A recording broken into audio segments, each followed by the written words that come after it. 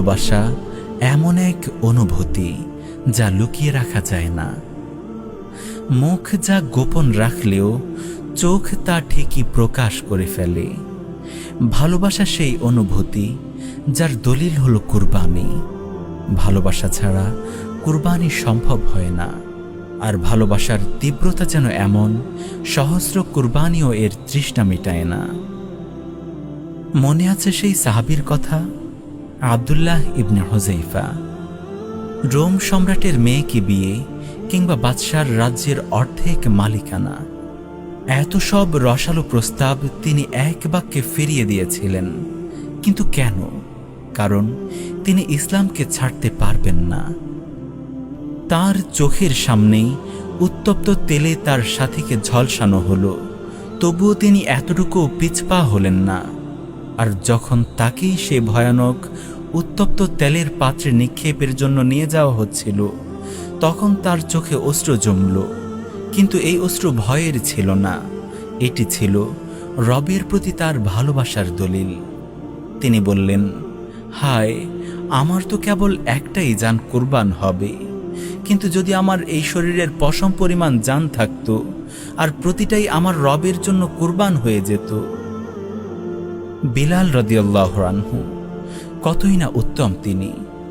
রাসূলুল্লাহ সাল্লাল্লাহু আলাইহি ওয়াসাল্লাম তাকে ভালোবেসেছেন, আর তিনিও রাসূলকে ভালোবেসেছেন।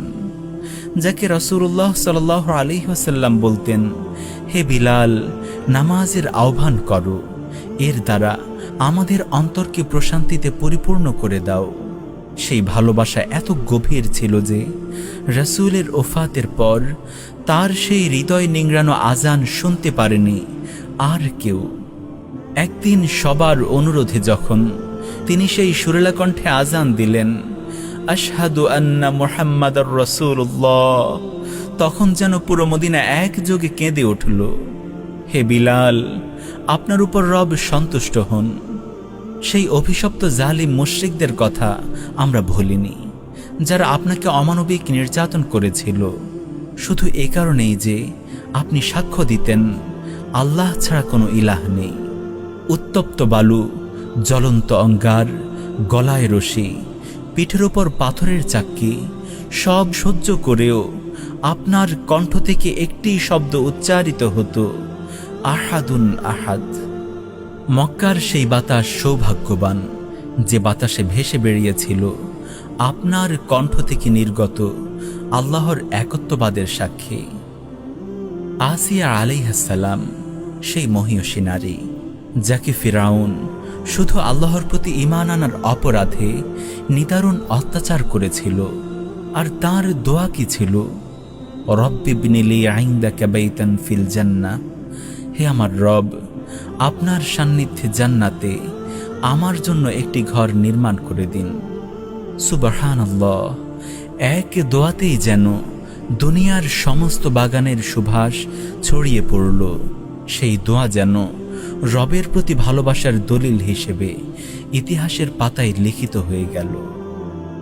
আর শহীদরা, যাদের রক্তের প্রথম ফোঁটা মাটিতে পড়ার আগেই তাদের গুনাহ ক্ষমা করে দেওয়া হয়, জান্নাতের সবুজ পাখি হয়েও যাদের অন্তর তৃপ্ত হয় না, কারণ তারা আবারও ফিরতে চায় সেই ময়দানে, আবারও কুরবান হতে চায় রবের জন্য। একবার নয়, দুইবার নয়, বারবার। কেবলমাত্র ভালোবাসা ছাড়া কিভাবে প্রমাণ করা সম্ভব যে হাসতে হাসতেও জীবন দেওয়া যায়? ভালোবাসেন আমাদের রব, সবচাইতে নিখুঁত ভালোবাসা যেটি। তার দিকে কেউ এক বিঘত এগুলে তিনি এগিয়ে আসেন এক হাত, কেউ এক হাত এগুলে তিনি এগিয়ে আসেন দুই হাত, কেউ যখন হেঁটে আসে তিনি দৌড়ে আসেন। আর কেউ যদি রবের দিকে পরিপূর্ণভাবে ফিরে আসে, তিনি সেই ব্যক্তি অপেক্ষা বেশি খুশি হন যে তার মরুভূমিতে হারিয়ে যাওয়া বাহন ফিরে পায়। তারপর তিনি তার পূর্বের সব গুনাহ কেবল ক্ষমাই করে দেন না, বরং তা প্রতিস্থাপন করেন পুণ্যের দ্বারা। রবের ভালোবাসা এতটাই মহান, রাত্রির শেষ তৃতীয়াংশে আমাদের মর্যাদাবান বারাকাহপূর্ণ রব নেমে আসেন এবং বলেন, যে আমাকে ডাকবে আমি তার ডাকে সাড়া দেব, যে আমার নিকট কিছু প্রার্থনা করবে আমি তাকে তা দান করব, যে আমার নিকট মাফ চাইবে আমি তাকে ক্ষমা করে দেব। হে নবী সাল্লাল্লাহু আলাইহি ওয়াসাল্লাম, আমরা আপনাকে দেখিনি আর না আপনি দেখেছেন আমাদের, তবু আপনি যখন আমাদেরকে ভাই হিসেবে সম্বোধন করেছিলেন আর বলেছিলেন আমার ভাইদের সঙ্গে সাক্ষাৎ করতে ইচ্ছে করছে, বিশ্বাস করুন হে নবী, আমাদের ইচ্ছে হয়েছে আমাদের কলিজাটা আপনার জন্য কেটে রেখে দেই। আপনার এই কথা আমাদের অন্তরে মহাব্বতের ঝড় বইয়ে দিয়েছে। আপনার সেই ভালোবাসা আমাদের হৃদয়ে মাতাল করে রেখেছে। 1400 বছর আগে আপনি আপনার যে উম্মতকে দেখার আবেগ প্রকাশ করেছিলেন, আজ 1400 বছর পরও আপনার সেই উম্মত আপনাকে দেখতে উন্মুখ হয়ে আছে।